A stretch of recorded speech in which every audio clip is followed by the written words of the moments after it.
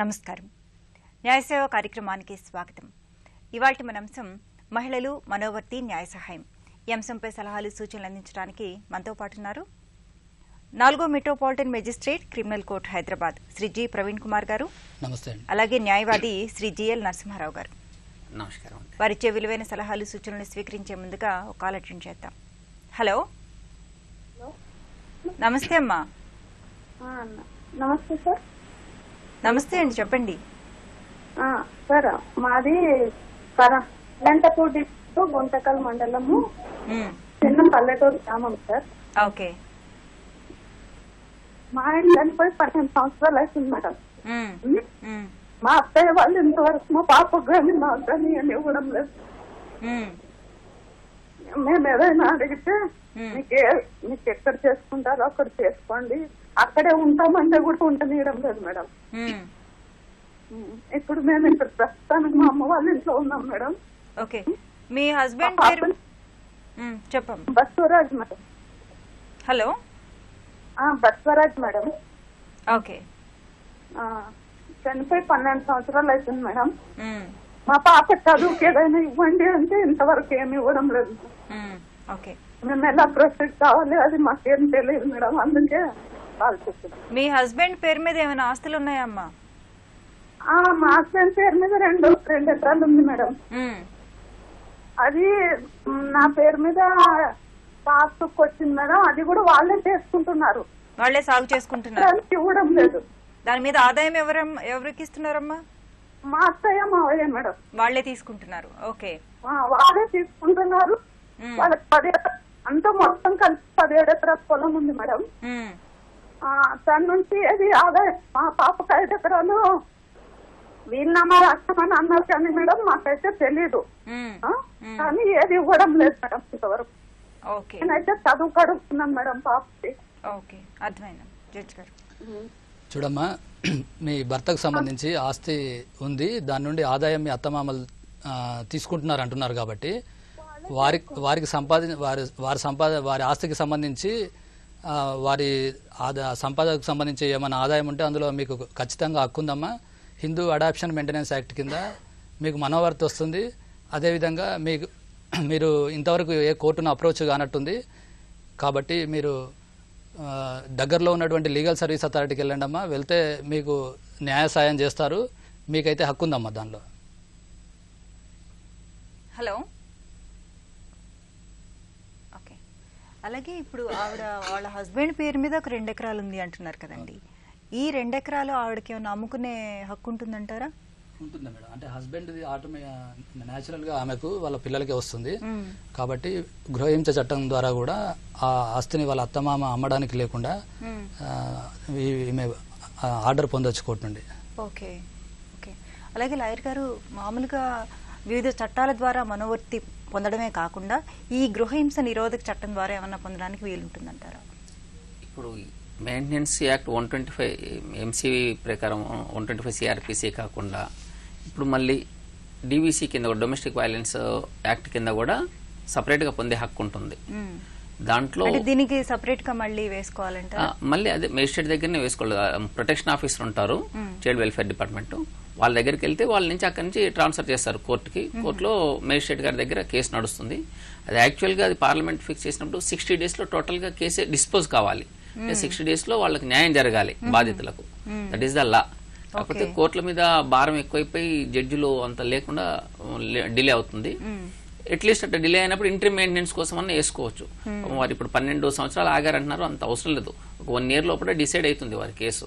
ఇప్పుడు భర్త లేనప్పుడు మామ కూడా మెయింటైన్ చేయాలి. That is the law. Properties కూడా ఉన్నాయి కాబట్టి అవన్నీ ఎక్స్ప్లెయిన్ చేస్తే ఖచ్చితంగా భార్య, కోడలు, మనవరాళ్ళు ఇద్దరు కూడా తాతయ్య మీద మెయింటెనెన్స్ చేయొచ్చు. ఓకే. కాల్ తీసుకుందాం అండి, అనంతపురం నుంచి. హలో. అనంతపురం. అవును మేడం, మా పేరు అలవేలమ్మ. ఓకే, అలవేలమ్మ గారు చెప్పండి. మా ఆ పాపనిచ్చి కర్ణాటక ఇచ్చినాం మేడం. ఇది బాగేపల్లి తాలూకు. ఓకే.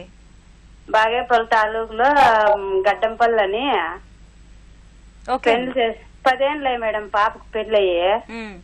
మా కూతురు. ఓకే. 10 ఏళ్ళు అయిపోయింది. మళ్ళీ ఇప్పుడు ఏరే అమ్మాయిని పిలుచుకొని వెళ్ళిపోయి పెళ్లి చేసుకున్నాను అంటున్నాడు మేడం. ఒక 2 ఏళ్ళు అయ్యా అంటున్నాడు. మాకు అడ్రస్ కనపడలే అబ్బాయి. వాళ్ళ అమ్మ వాళ్ళ అప్ప వచ్చి పిల్లోని పట్టుకురామని చెప్పి కేసు పెట్టింటే బాగేపల్లి మేడం.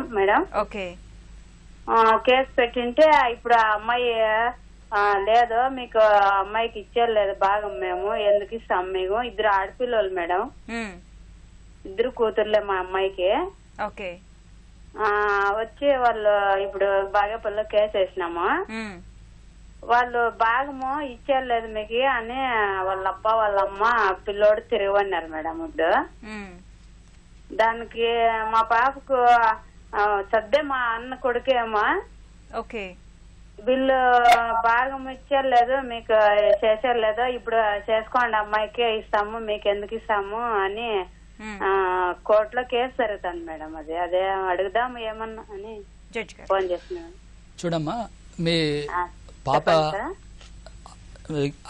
అత్తగారింట్లో ఉండే అధికారం ఉంది. అదేవిధంగా అతను వేరే పెళ్లి చేసుకుంటే ఒక కేసు పెట్టున్నారు అంటున్నారు. కాబట్టి ఈ గృహహింస చట్టం కింద వేరే కోర్టుకి వెళ్ళనవసరం లేదు. అదే కోర్టులో మీరు సెక్షన్ 26 ఆఫ్ డివిసి యాక్ట్ గృహహింస చట్టంలో ఒక పిటిషన్ వేసుకోవచ్చమ్మా. అంటే వేరే కోర్టుకు పోనవసరం లేదు.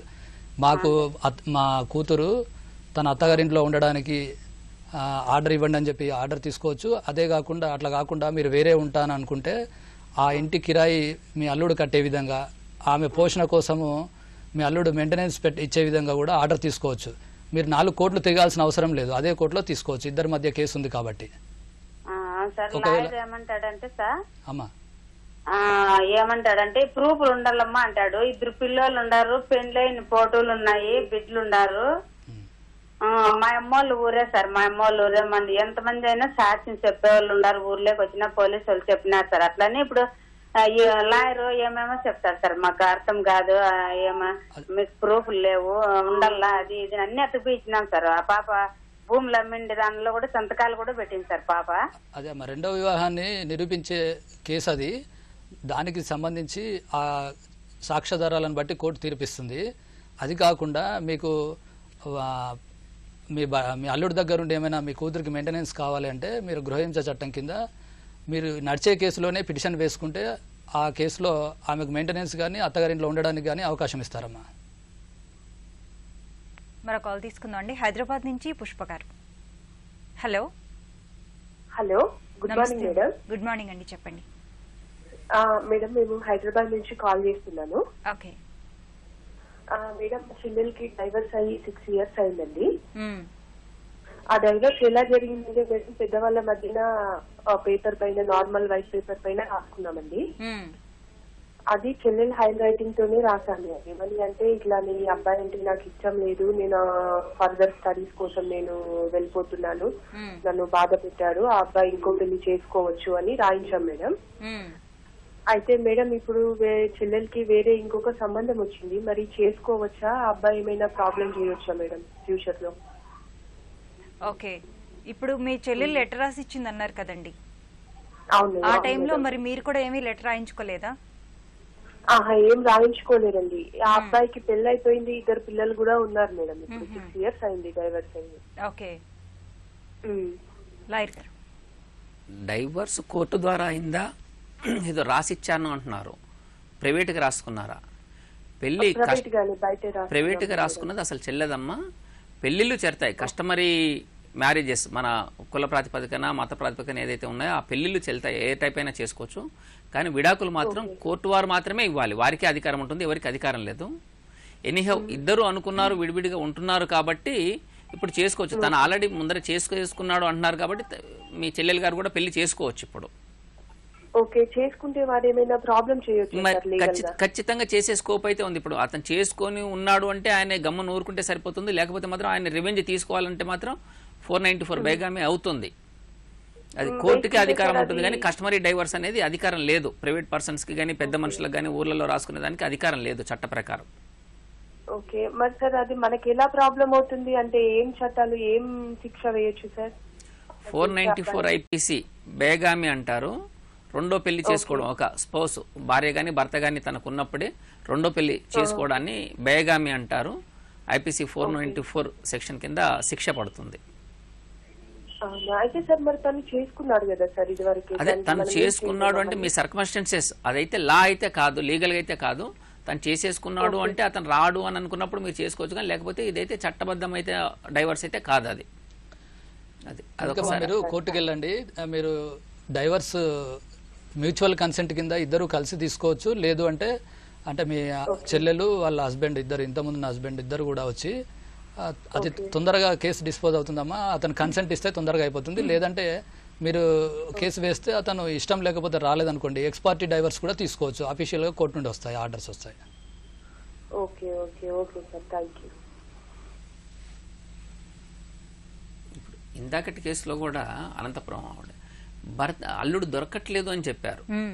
ఒకవేళ అల్లుడే కనుక దొరకకపోతే వీళ్ళు మిస్సింగ్ కేసు వేసి అదే పోలీస్ స్టేషన్లో తర్వాత హైకోర్టులో హేబియస్ కార్పస్ అని రిట్ పిటిషన్ వేస్తే ఖచ్చితంగా పోలీసు వారు తీసుకొస్తారు. ఎక్కడున్నా సరే అతన్ని ప్రొడ్యూస్ చేస్తారు. ప్రొడ్యూస్ చేసినప్పుడు ఫర్దర్ కేసు నడుస్తుంది. ఆయన ఆన్సర్ చెప్పకుండా ఎక్కడో ఇద్దరు పిల్లల్ని తీసుకొని వెళ్ళాడన్నారు, అది కూడా అవైల్ చేసుకోవచ్చు. ఓకే. అలాగే జడ్జి గారు, సహజీవనం చేస్తున్న మహిళ మనోవర్తి కోరవచ్చా? ఇప్పుడు సెక్షన్ 125 సిఆర్పిసి ప్రకారము భార్యకే మనోవర్తి ఉంది.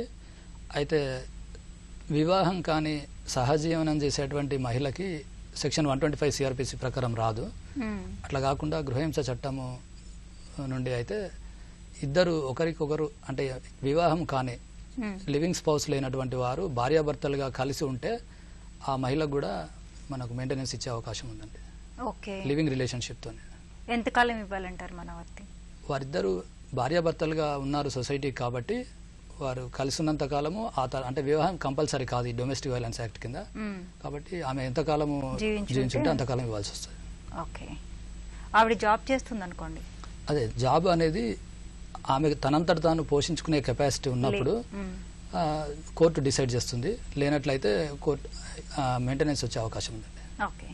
అలాగే లాయర్ గారు, తల్లిదండ్రులు ఒకరి దగ్గర ఉంటూ ఇంకొక సంతానం నుంచి మనోవర్తి కోరొచ్చు అంటారా? తల్లిదండ్రులు కూడా కోరవచ్చండి. ఒకళ్ళే వాళ్ళ వెల్ఫేర్ చూడాలి, అందరూ చూడాలి. తన పిల్లలు ఎంతమంది అయితే ఉన్నారో అందరూ చూడాలి. దానికి ఇప్పుడు తల్లిదండ్రులకు ఈ లేడీస్కి అయితే డీవీసీ యాక్ట్ ఉన్నది, అట్లే సీనియర్ సిటిజన్ యాక్ట్ ఉంది 2007లో వచ్చింది. తల్లిదండ్రులు ఖచ్చితంగా పోషించాలి. వాళ్ళు ఆ పోషించలేని పరిస్థితుల్లో అంటే కొంతమంది ఒక్కొక్కసారి సంతానం ఏమంటుంటారంటే, ఆవిడ మా దగ్గర ఉంటే మేము పోషిస్తాము, వేరే చోట ఉంటున్నారు కాబట్టి మేము ఇవ్వాల్సిన అవసరం లేదు అంటుంటారు. వాళ్ళ మీరు ట్రీట్ చేసే పద్ధతిని బట్టి ఉంటారు ఎవరైనా తల్లిదండ్రులు ఎక్కడ ఉండాలి అనే దానికి. కాబట్టి అట్లా డిమాండ్ చేసి ఇది చేయాల్సిన పని లేదు. వాళ్ళు ఎక్కడ వీలైతే వాళ్ళు అక్కడ ఉంటారు, ఎక్కడ అనుకూలమైతే అక్కడ ఉంటారు. ఒకవేళ మిగతా వాళ్ళు ఏమన్నా వాళ్ళని సరిచేయలేని పరిస్థితి వస్తే, వాళ్ళ అవసరం వీళ్ళకి ఆర్థికంగా కానీ దేని వాళ్ళనైనా వీళ్ళకు ఉన్నది అని అనుకున్నప్పుడు వాళ్ళు కోర్టులకు వెళ్లాల్సిన పని లేదు. ఆర్డీఓ గారే స్పెషల్ ట్రిబ్యునల్ గా ట్రీట్ చేశారు సీనియర్ సిటిజన్ యాక్ట్ ప్రకారం 2007 యాక్ట్ ప్రకారం. అది వేసేస్తే అది కూడా 60 days లో డిస్పోజ్ చేయాలి. టోటల్ గా వాళ్ళకు 60 రోజుల్లో న్యాయం జరుగుతుంది. సీనియర్ సిటిజన్ యాక్ట్ ప్రకారం వాళ్ళకి మంత్లీ మెయింటెనెన్స్ అడగొచ్చు. ఒకవేళ గతంలో వీళ్ళ ప్రాపర్టీస్ మిమ్మల్ని మంచిని చూస్తామని చెప్పి వాళ్ళ పిల్లలు మోసం చేసి ప్రాపర్టీస్ కూడా రాపించుకునే దాఖలాలు ఉంటాయి. అట్లాంటి పరిస్థితుల్లో ఆ రాపిచ్చినటువంటి ప్రాపర్టీస్ కూడా క్యాన్సిల్ చేసుకునే అధికారం కూడా వీళ్ళకు ఉంటుంది. రాశారు కదా మాకు అయిపోయింది అన్నట్లేదు. వీళ్ళకు ఆ ట్రిబ్యునల్ ఆర్డీఓ గారి ట్రిబ్యునల్ ఇమీడియట్ గా క్యాన్సిల్ చేస్తుంది. నెలకు 10,000 వాళ్ళ స్థాయిని బట్టి 10,000 వరకు కూడా ఎంతమంది పిల్లలు ఉంటే అంతమంది పిల్లల ద్వారా ఇప్పించుకోవచ్చు. ఓకే. విశాఖపట్నం నుంచి నారాయణ గారు. హలో. Hello madam. నమస్తే అండి, చెప్పండి. నమస్తే మేడం. మా అమ్మాయి మ్యారేజ్ అయ్యి 16 సంవత్సరాలు అయింది మేడం. ఓకే. ఆయన central government employee madam. Central government employee madam. Okay. అతనేమో ఏం చేస్తాడంటే, మేము 1 సంవత్సరం వరకు 2 పిల్లలు మేడం. 16 సంవత్సరాలు అయింది. పిల్లలు ఒకరు 16 సంవత్సరాలు 14 సంవత్సరాలు మేడం. ఓకే. 2 ఆడపిల్లల నుంచి విడిచిపెట్టేశాడు. ఆయనకి ఆడపిల్లని విడిచిపెట్టేసి భార్యకి పిల్లలకు భరణం ఇవ్వకుండా 1 సంవత్సరం వరకు మేము వెయిట్ చేసాం మేడం. సంవత్సరం తర్వాత మేము కోర్టులో మెయింటెనెన్స్ కోసం వేసాం మేడం. అప్పుడు ఆయన కూడా ఒక వెయిట్ చేసిన సంవత్సరం తర్వాత జడ్జి గారు 10,000 రూపాయలు మెయింటెనెన్స్ ఇచ్చారు మేడం. ఆ మెయింటెనెన్స్ వేస్తుంటే ఆయన ఎడ్యుకేషన్ కి పిల్లలకి ఇవ్వకుంటాను, ఇంటర్జ్ ఇవ్వకుంటాను, ఆయనకి ఇల్లులు ఉన్నాయి మేడం, ప్రాపర్టీ ఉంది, 60,000 జీతం, ఆ 10,000 రూపాయలు ఇచ్చి ఆ 10,000 రూపాయల్లోనే ఎడ్యుకేషన్ కోసం హౌస్ రెంట్ మొత్తం పిల్లలు భార్య బయట ఉన్నారు మేడం. అమ్మాయి ఎక్కడో పని చేసుకుంటే అక్కడికి వెళ్ళి అల్లరి పెట్టడం అవన్నీ చేయడం చేస్తాను మేడం. ఆ 10,000 రూపాయల్లోనే ఈ మెయింటెనెన్స్, హౌస్ రెంట్, ఎడ్యుకేషన్ పిల్లలకి మెయింటెనెన్స్ ఎలాగవుతుంది దాని గురించి న్యాయ సలహా మాకు కావాలని అడుగుదామని మేడం. చూడండి మేడం, మీ అల్లుడు గవర్నమెంట్ ఉద్యోగి అని చెప్పారు, సెంట్రల్ గవర్నమెంట్ ఎంప్లాయ్ అని చెప్పారు. అదేవిధంగా 10,000 ఆల్రెడీ ఇచ్చారని చెప్తున్నారు. ఇది మీరు మెయింటెనెన్స్ కేసు వేసి ఉంటే వచ్చి ఉండొచ్చు కదా. గృహహింస చట్టం కింద మీరు కేసు వేయలేదు కదండి. తర్వాత చూసాం సార్, 4 years దగ్గర అయిపోతుంది. ఆల్రెడీ మీరు మెయింటెనెన్స్ కేసులో 10,000 వచ్చినప్పుడు ఈ గృహహింస చట్టంలో ఇంటి కిరాయి సపరేట్ గా మనం కోరొచ్చు. అదేవిధంగా పిల్లలకు సంబంధించి వాళ్ళ చదువుల ఖర్చులను కూడా తండ్రి నుండి మీరు కోరొచ్చండి. మెయింటెనెన్స్ అదనంగా ఈ రిలీఫ్స్ తీసుకోవచ్చు ఈ గృహహింస చట్టంలో. అంతేకాకుండా మీ అమ్మాయి పనిచేసే చోటుకెళ్ళి అతను ఇబ్బంది పెడుతున్నాడు అంటున్నారు కాబట్టి కోర్టు ద్వారా మీరు ప్రొటెక్షన్ ఆర్డర్ కూడా తీసుకోవచ్చండి. అతను అలాంటివి చేస్తే మళ్ళీ ఇంకొక కేసు కూడా అవుతుంది కంటిన్యూ చేస్తే. సో ఆ ప్రొటెక్షన్ ఆర్డరు, మీ పిల్లల ఖర్చులు, అదేవిధంగా ఇంటి కిరాయిని కూడా మీరు గృహహింస చట్టం ద్వారా తీసుకోవచ్చు. అతని సాలరీని అటాచ్ చేసే అమౌంట్ని ఇప్పించమని కూడా కోర్టును కోరొచ్చండి. సార్ 498 కేసెస్ తీసి పెట్టాం సార్. ఇప్పుడు ఇంతవరకు ఆగి ఇప్పుడు పెట్టాం సార్. 4 years అవుతుంది. చెప్పండి. 4 years అవుతుంది. 498 పెట్టాం సార్. ఇంతలో ఆయన ఏం చెప్పాడంటే 498 కేసు పెట్టకండి, మీరు ఇంటికి రండి అని చెప్పేసి అమ్మాయిని ఒక రోజు ఇంటికి రమ్మని చెప్పేసి ఆయనేమో కొట్టేశారు సార్. బాగాను దెబ్బలు కొట్టే రక్తం బ్లడ్ వచ్చి దెబ్బలు కొట్టేశారు సార్. అదే మీరు 498 కేసులో ఉన్న తర్వాత మీరు ఇదే విషయాన్ని కోర్టు దృష్టికి తీసుకెళ్లొచ్చు. లేదా ఇబ్బంది కలిగింది కాబట్టి మళ్ళీ ఇంకొక కేసు కూడా మీరు కావాలంటే మీ అల్లుడి మీద పెట్టచ్చు. ఇవన్నీ మళ్ళీ రిపీట్ కాకుండా ఉండడానికని మీరు గృహహింస చట్టంలో ప్రొటెక్షన్ ఆర్డర్ తీసుకొని ఉంటే మీ అల్లుడు మీ కూతురు దగ్గరికి రాకుండా ఇట్లాంటి కంటిన్యూ చేయకుండా ఉంటుందండి. సార్ అతనికి ఇల్లు ఉంది సార్ 2 పోర్షన్లు. అతనంటే భార్య పిల్లలు బయట చూస్తాడు, ఇల్లు కావాలని పెట్టారు సార్ కోర్టులోని. అదే అండి, ఈ చట్టం ద్వారా గృహహింస చట్టంలో మీరు మీ అల్లుడి ఇంట్లో ఉండడానికి, మీ కూతురు వాళ్ళ పిల్లలు అల్లుడి ఇంట్లో ఉండడానికి మీరు ఆ కోర్టు నుండి ఆశ్రయించి మీరు ఆర్డర్ తీసుకోవచ్చండి. మరో కాల్ తీసుకుందాం అండి. హలో పావని గారు.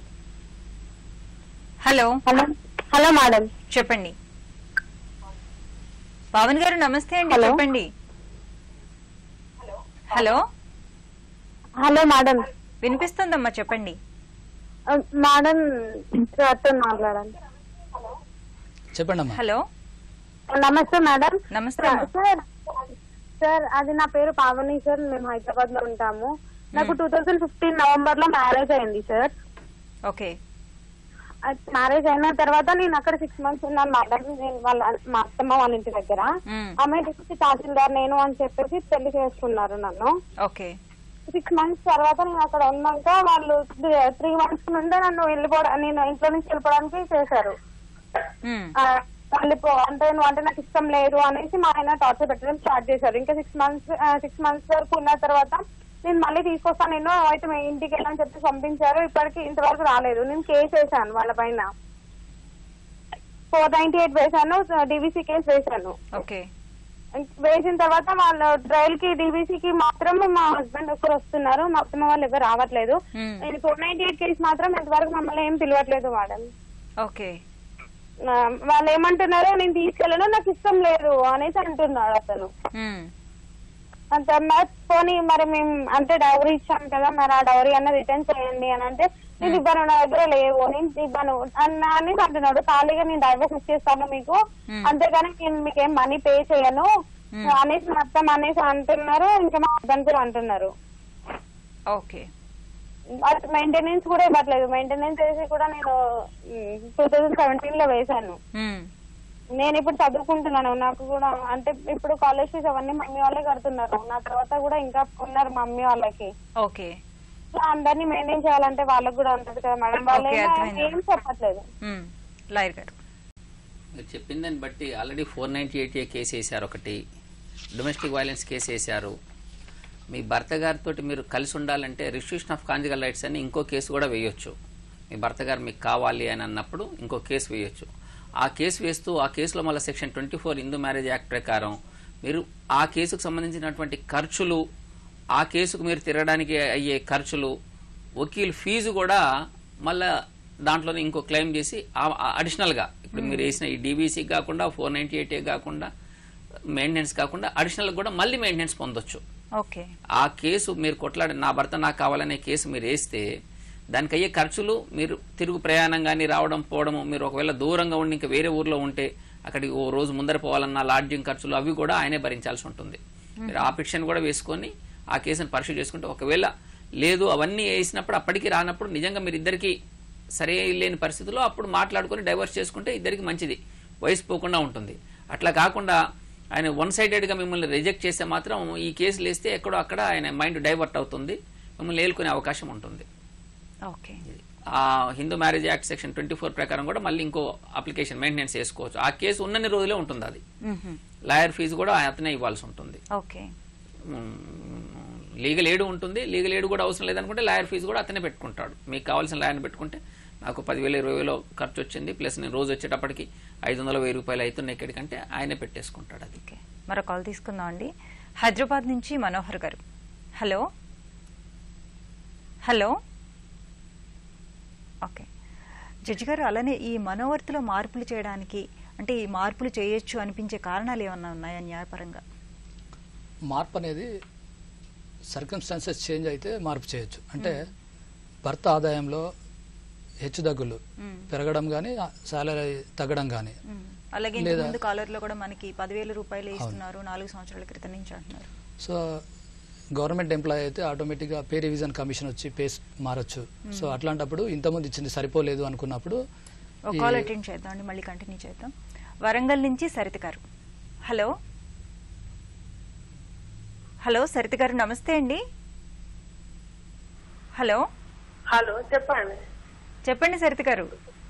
హలో, నాది కేసు 13 సంవత్సరాల నుండి నడుస్తుందండి. అయితే 2002లో మ్యారేజ్ అయింది. ఓకే. 2003లో బాబు పుట్టాడు. అయితే మా సార్ ఎల్ఐసి ఆఫీస్ లో చేస్తారండి క్యాషియర్ గా. దాంట్లో డెవలప్మెంట్ నాగేశ్వరరావు అనేట ఆయన ఆమె దగ్గర పనిచేస్తారండి. సంధ్య అని ఎంపీ ఉండే ఆమెను మా సార్కి అంటగట్టారండి. అంటగడితే నేను పంచాయతీ అయింది, ఫ్యామిలీ కౌన్సిలింగ్ అయింది, అన్ని అయినాయండి. అన్ని అయినాయి. అన్ని అయినాక కేసు అయింది, కేసు నడుస్తుంది. చర్చినాక 13 సంవత్సరాల కానీ ఆమెను బయట పెట్టలేదండి. అరెస్ట్ చేయమన్నారు, పోలీస్ కేసు పెట్టాము, అన్ని అయినాయి. నువ్వు ఫ్యామిలీ కౌన్సిలింగ్ అయినాము. ఆ మేడం అన్నారు, ఆమె అన్నారు నువ్వు వదిలేయి ఇంకోటి చేసుకోండి అన్నారు. అంటే నేను తిరుగుతూనే ఉన్నాను. రాజకీయవేత్తలు అందరూ ఆమెకు సపోర్ట్ ఇస్తున్నారండి. ఆమెను కొంటుంది, కొనేస్తున్నారు, అమ్ముడు పోతున్నారు. లాయర్ జడ్జిలోని ఎంసీ వేసాను, 490 వేసాను, క్రిమినల్ కేసు వేసాను, అవన్నీ కొట్టుడు చేశారు. 490లో మా లాయర్ 10 సంవత్సరాలు మోసం చేశారండి. నాకు ఆమెను ఉంచుకున్నామను అందులో ఇన్వాల్వ్ చేశారు 490లో. నేను క్రిమినల్ కేసు వేస్తే ఆమెను కోర్టు అటెండ్ చేయలేదు. ఆమె డిఎస్పీ సార్ కూడా అరెస్ట్ వారెంట్ చేయమని చేశారు, ఆమెను చెయ్యలేదు. ఫ్యామిలీ కౌన్సిలింగ్ పోతే ఆమెను మా సారు ఇద్దరు కలిసి పిలిపించి అరెస్ట్ చేశారు. చేస్తే ఆమెను జైలు పంపకుండా బెయిల్ ఇచ్చింది, 50,000 ఇచ్చి ఉమెన్స్ మేడం. ఇప్పుడు న్యాయం చేయమంటే నాకు న్యాయం చేయట్లేదు సార్. నాకు డెవలప్మెంట్ నాగేశ్వరరావు బ్రోకర్ బిజినెస్ చేస్తున్నారు. 10 ఊర్ల నుంచి అబ్బాయిలు అందరినీ తీసుకొచ్చి బ్రోకర్ బిజినెస్ చేస్తున్నారు. నాకు న్యాయం కావాలి మేడం. మా ఇంటికి 10 మందిని 20 మంది 100 మందిని పంపిస్తున్నారు మేడం. ఓకే అమ్మా, అర్థమైంది. లాయర్ గారు, నాకు న్యాయం జరగట్లేదు, అందరు అమ్ముడు. లాయర్ గారు చెప్తున్నారు అమ్మా, మీరు ఒక్కసారి ఒకటి తప్పు, అడ్వకేట్లు జడ్జిలు అమ్ముడుపోతున్నారు అనేది తప్పు. ఆ సర్కమ్స్టాన్సెస్ ప్రకారం పరిస్థితులు మీరు చూపించే సాక్ష్యం ప్రకారమే జడ్జిమెంట్లు రావడం జరుగుతుంది. ఆమెకే ఇస్తానంటున్నారు మేడం. మళ్ళీ చంపేసిండ్రు సార్, చంపేశారు. చంపేసినాక అసలు ఆమెకు ఆల్రెడీ సార్ వినండి, ఆమెకు ఆల్రెడీ మ్యారేజ్ అయింది. కరుణాకర్ రెడ్డి ఉన్నాడు. కరుణాకర్ రెడ్డి ఉన్నాక కూడా ఆమె ఏం చేసింది, మా ఆయనను ఉంచుకుంది 10 ఏళ్ళు నా దగ్గర రానియకుండా కేసేసింది. అప్పుడు రాలేదు, ఇప్పుడు చనిపోయినాక 2 years అవుతుంది. చనిపోయినాక మళ్ళీ వచ్చింది. నాకు జాబులు ఆస్తులు అన్ని రావాలని ఆమె వేసింది సార్, నాకు రాకుండా చేస్తుంది. అంటే ఆమె కేసు వేసిందా ఏమన్నా? మళ్ళా కేసేసింది. జాబు రావాలి, నాకు పిల్లలు లేకున్నా కూడా అన్ని ప్రూఫ్స్ లేకున్నా కూడా అన్ని తయారు చేసి తీసుకొచ్చింది. డెవలప్మెంట్ నాగేశ్వరరావు చేస్తున్నాడు. వినండి, ఏ జాబ్ రావాలనే వేసింది? ఇప్పుడు మీ భర్త గారు ఉన్నారు కదా, మా భర్త గారిని చంపేశారు అందరు కలిసి. చనిపోయారా? చనిపోతే ఆమెకు జాబ్ రాదండి, ఆమెకి ఎట్టి పరిస్థితుల్లో రాదు. ఒకవేళ ఉన్నా అది ఇల్లీగల్ అవుతుంది కాబట్టి, ఇల్లీగల్ రిలేషన్ ఉంటుంది కాబట్టి ఆమెకు జాబ్ వచ్చే పరిస్థితి లేదు. పెళ్లి చేసుకున్నా సరే సెకండ్ వైఫ్ అవుతుంది కాబట్టి అది చట్టబద్ధంగా పరిగణలోకి తీసుకోరు. జాబు మీకే వస్తుంది, మీ పిల్లలకే వస్తుంది కంపెన్సేషన్ కానీ జాబు. ఆమెకు ఎట్టి పరిస్థితుల్లో లీగల్గా ఆమెకు వచ్చే పరిస్థితే ఉండదు.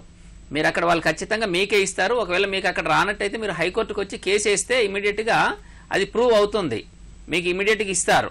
ఇప్పుడు అందులో మీ భర్త గారు కూడా అప్పుడు పెట్టుంటారు, మీరు వైఫ్ ఎవరని స్పౌస్ ఎవరనేది దానిలో సూచించుంటారు కాబట్టి ఖచ్చితంగా మీకే వస్తుంది. ఆమెకి ఎటువంటి హక్కు లేదు. ఒకవేళ సెకండ్ మ్యారేజ్ చేసుకున్నా కూడా మీ మ్యారేజ్ ముందరైంది కాబట్టి మీరు డైవర్స్ కాకుండా మ్యారేజ్ చేసుకుంటే అది చెల్లదు. కాబట్టి 100% మీరే ఆ హక్కు మీకే ఉంటుంది. మీరు ఒకవేళ ఎల్ఐసి వాళ్ళు అట్లా త్వరగా ఇవ్వకపోతే మీరు హైకోర్టుకు వస్తే హైకోర్టు వారు డైరెక్షన్ ఇస్తారు, విత్ ఇన్ 6 monthsలో 1 yearలో ఇవ్వమని చెప్పేసి. అంతేగాని ఆమెకు ఎటువంటి హక్కులు రైట్లు ఉండవండి. ఎవరు కూడా ఈ కేసులు అనేది పరిస్థితులు, ఇప్పుడు సెకండ్ మ్యారేజ్ చేసుకున్నారు అనేది అది మనం సాక్ష్యాలను పెట్టేదాన్ని బట్టి ఉంటుంది. సాక్ష్యం పెట్టలేకపోతే కేసులు కొట్టివేయబడతాయి. కానీ అట్లా అని చెప్పేసి ఏదో అడ్వకేట్లు అమ్ముడుపోయారు, జడ్జిలు అమ్ముడుపోయారు అనేది తప్పమ్మ. అట్లాంటిది జరగదు. మ్యాట్రిమోనియల్ విషయంలో అసలు అట్లాంటిది జరిగే పరిస్థితే ఉండదు. మ్యాక్సిమం ఉమెన్ సింపథైజరే చూపిస్తారు విక్టిమ్స్ కాబట్టి మీరు మళ్ళీ ప్రయత్నం చేయొచ్చు. ఒకవేళ అక్కడ అక్విట్ అయి బయటపడితే మీరు హైకోర్టు కానీ అప్పీలేట్ కోర్టు కానీ వెళ్ళి మళ్ళీ మీరు కేసు కొనసాగించవచ్చు. ఇప్పుడు మీరు చెప్పిన దాన్ని బట్టి ఆమెకైతే ఎట్టి పరిస్థితుల్లో జాబ్ రాదు, మీకే వస్తుంది. మీరు ఒకసారి హైకోర్టులో కేసు వేస్తే, రిట్ పిటిషన్ వేస్తే ఖచ్చితంగా వాళ్ళు ఇమీడియట్గా మీకు ఇస్తారు ఎల్ఐసి వాళ్ళు. అది కంపెన్సేషన్ కానీ ఆయన డెత్ బెనిఫిట్స్ కానీ అన్ని మీకే వస్తాయి, మీ పిల్లలకే వస్తాయి. కానీ ఆవిడకి ఎట్టి పరిస్థితుల్లో రాదు. ఓకే, మరో కాల్ తీసుకుందాం అండి. గుంటూరు నుంచి కృపమ్మ గారు. హలో, నమస్తే మేడం. నమస్తే అమ్మ, చెప్పండి. నేను కృపమ్మని మాట్లాడుతున్నానండి, గుంటూరు నుండి. ఓకే అమ్మా, నాకు నా భర్త నుండి చాలా హింసపడుతున్నానమ్మా. ఎన్ని సంవత్సరాలు అయిందమ్మా పెళ్ళయ్యి? 28 సంవత్సరాలమ్మా. ఓకే, పిల్లలు? పిల్లలు 2 పిల్లలమ్మా. అతను గవర్నమెంట్ జాబ్ చేస్తాడమ్మా. ఓకే, అయితే అతని శాలరీ ఎంతో మాకు ఇంతవరకు తెలియదమ్మా, ఏం చేస్తాడో తెలీదు. మమ్మల్ని నానా హింసలు పెట్టేసి నన్ను నా బిడ్డల్ని చాలా అసహ్యంగా మాట్లాడతాడమ్మా. మీరు విడిగా ఉంటున్నారా అండి?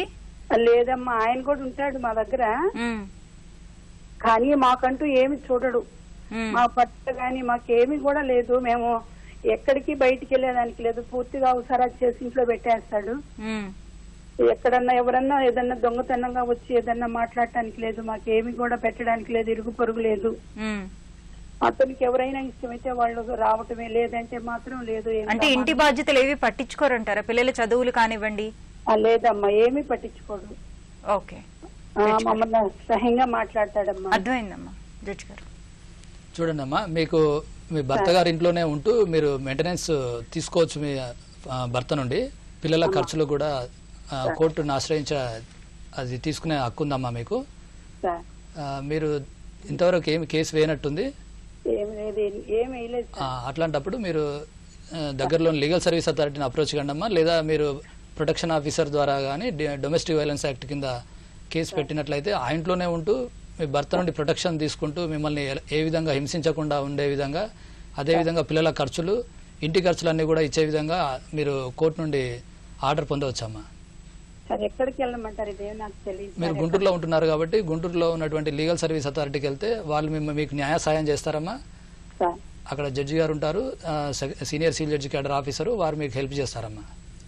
మీకు ఎలాంటి ఖర్చులు లేకుండా, అంటే మీకు అడ్వకేట్ పెట్టుకోవాలనుకుంటే మీకు స్తోమత ఉంటే పెట్టుకోండి, లేనట్లయితే వారిని అడిగితే మీకు కోర్టు వారే అడ్వకేట్ని కూడా పెడతారు.